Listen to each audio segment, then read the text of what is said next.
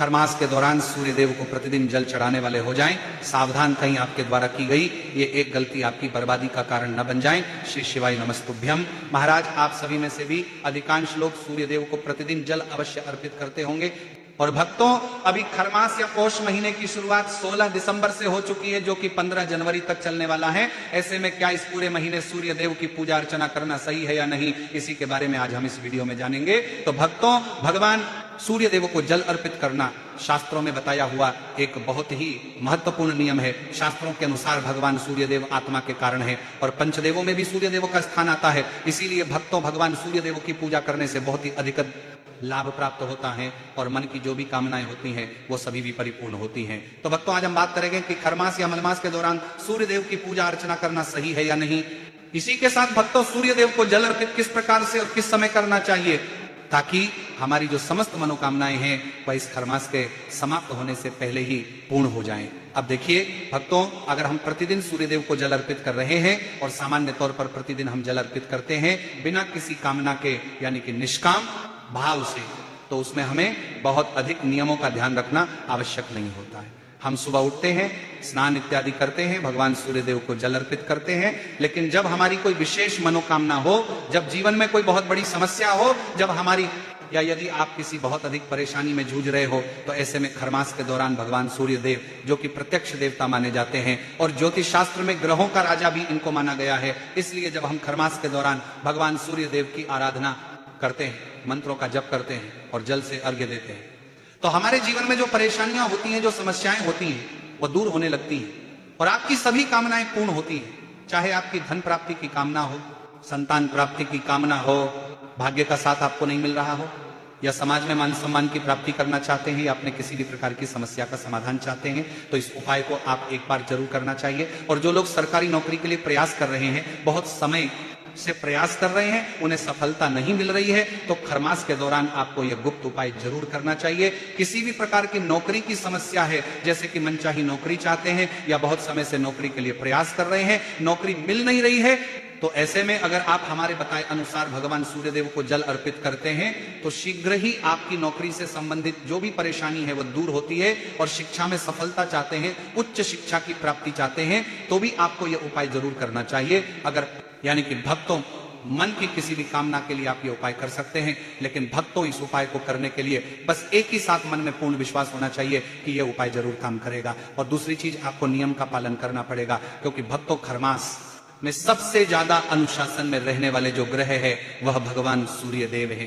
तो भक्तों, सर्वप्रथम हमें अनुशासित रहना पड़ेगा। अनुशासित का मतलब होता है समय पर सोना, समय पर उठना। तो भक्तों, सबसे पहले तो आप सभी प्रातः काल जल्दी उठना शुरू कर दीजिए, यानी कि सूर्योदय से पहले उठना प्रारंभ कर दीजिए।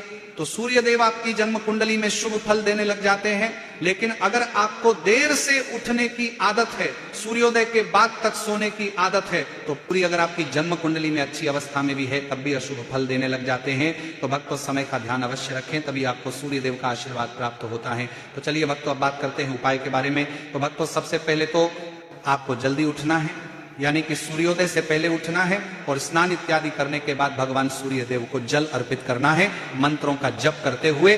अब भक्तों, इस उपाय में कुछ बहुत जरूरी नियम है जिनका पालन अत्यंत आवश्यक है। अगर आपकी कोई विशेष मनोकामना है और चाहते हैं कि वह मनोकामना शीघ्र ही पूर्ण हो, तो देखिए, सर्वप्रथम तो रविवार से हमें यह उपाय शुरू करना है। आप चाहे तो खरमास में पड़ने वाले रविवार या किसी भी रविवार से इस उपाय को शुरू कर सकते हैं। तो प्रातःकाल जल्दी उठ जाएं और स्नान करें।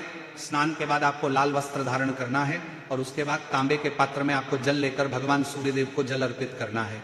बहुत से लोगों का यहाँ प्रश्न आता है कि तांबे का पात्र नहीं है, हम कोई दूसरा पात्र ले सकते हैं। आपको यह उपाय करना है तो आपको तांबे के पात्र की व्यवस्था करनी पड़ेगी, क्योंकि यह उपाय विशेष मनोकामना के लिए है। नॉर्मल हम किसी भी पात्र से जल दे सकते हैं, कोई समस्या नहीं है, लेकिन जब कोई विशेष उपाय हम करते हैं तो हमें वस्तुओं का, सामग्री का भी विशेष ध्यान रखना चाहिए। तो तांबे का पात्र अवश्य होना चाहिए, शुद्ध जल भरे उसमें और एक लाल पुष्प आप उस जल में डालें और उसके बाद भगवान सूर्य देव को जल अर्पित करें। लाल पुष्प आप कोई सा भी ले सकते हैं, गुड़हल का पुष्प ले सकते हैं या फिर गुलाब का ले सकते हैं।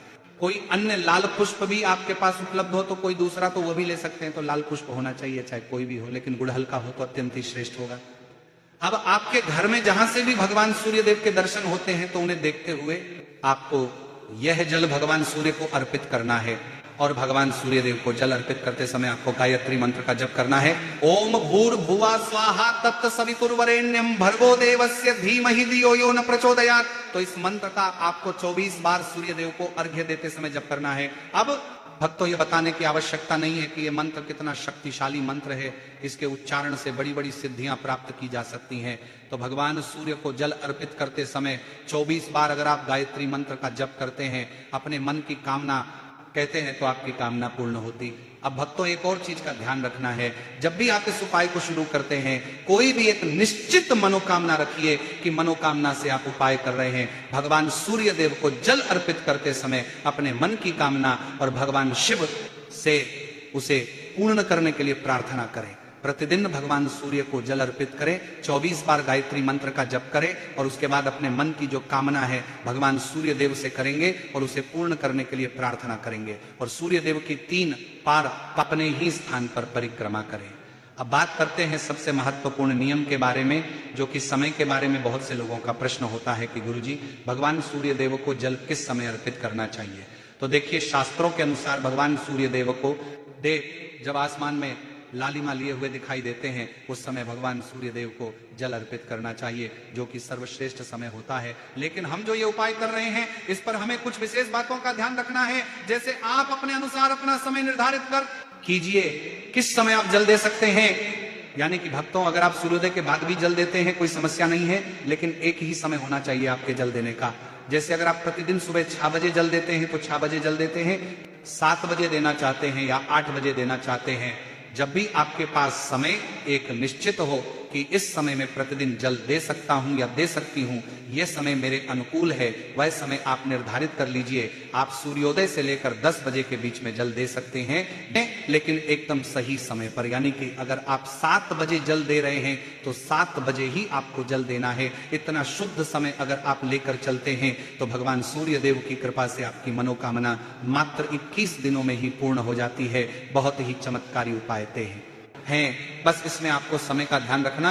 अगर हम प्रतिदिन एक सही समय पर सूर्य को जल अर्पित करें और फिर पूरे महीने तक लगातार उस नियम का पालन करें कि हमें इसी समय पर प्रतिदिन सूर्य के सामने उपस्थित होना है, उन्हें प्रणाम करना है, अर्घ्य देना है, परिक्रमा करनी है और इसके साथ ही गायत्री मंत्र का जप करना है, अपनी मनोकामना करनी है। तो अगर हम नियत समय पर प्रतिदिन भगवान सूर्यदेव के दर्शन करते हैं तो हमारे मन की चाहे कोई भी कामना होगा वो अवश्य पूर्ण होती है। और ज्योतिष शास्त्र के अनुसार सूर्य देव को प्रसन्न करने का यह सबसे सरल उपाय है और सबसे कम समय में भगवान सूर्य देव प्रसन्न हो जाते हैं। अगर हम उन्हें नियम पूर्वक प्रतिदिन जल देते हैं तो भक्तों नियम यही है कि प्रतिदिन समय पर जल देंगे, ताम्र पात्र लेंगे, ताम्र पात्र में आपको जल लेना है, इसके साथ ही आप उसमें लाल पुष्प अवश्य डालेंगे। मतलब प्रतिदिन आपके पास लाल पुष्प होना ही चाहिए, इस बात का ध्यान रखेंगे और आप अगर इस उपाय को करते हैं तो चमत्कार फिर आप स्वयं देखेंगे।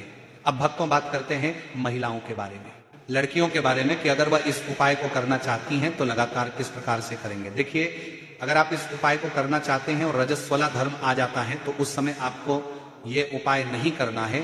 लेकिन पीरियड्स के दिनों में भी आप सुबह जल्दी उठेंगे, सूर्योदय से पहले उठें, सूर्यदेव जहां से भी आपके घर में दिखाई देते हो प्रतिदिन उनका दर्शन करें और इसके बाद उन्हें प्रणाम करें। मन ही मन आप भगवान सूर्यदेव का मानसिक रूप से जप कर सकते हैं, लेकिन मंत्र उच्चारण बोलकर नहीं करना है, इस बात का आपको ध्यान रखना है।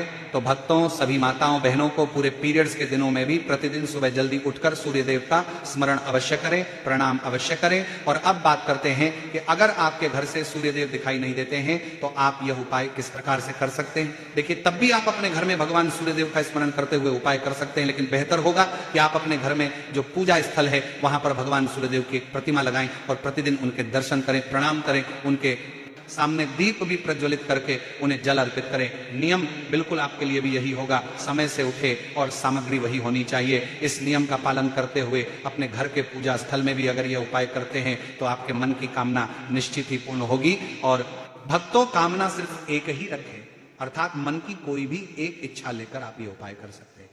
अगला प्रश्न, क्या खरमास के समाप्त होने के बाद भी इस उपाय को कर सकते हैं? जी हां, बिल्कुल कर सकते हैं। और इस दिन जब के पूरे हो जाते हैं उसके बाद भी लगातार आप इस उपाय को करते हैं, अगर आप नियम पूर्वक किसी तरह से प्रतिदिन सूर्य देव को जल अर्पित करते हैं, तो यकीन मानिए आपके जीवन में फिर चाहे कितनी ही बड़ी से बड़ी समस्या आए, तो आपके अंदर आत्मविश्वास इतना अधिक हो जाता है कि आप उस समस्या का अपने पराक्रम से सामना कर सकते हैं। तो बहुत महत्वपूर्ण होती है भगवान सूर्य देव की आराधना, और इनकी आराधना करने मात्र से ही मनुष्य को उसके जीवन में समस्त प्रकार के सुखों की प्राप्ति हो जाती है। तो भक्तों, यदि वीडियो पसंद आया हो तो वीडियो को लाइक करें, चैनल को सब्सक्राइब करें और कमेंट में ओम सूर्याय नमः या हर हर महादेव जरूर लिखें। धन्यवाद।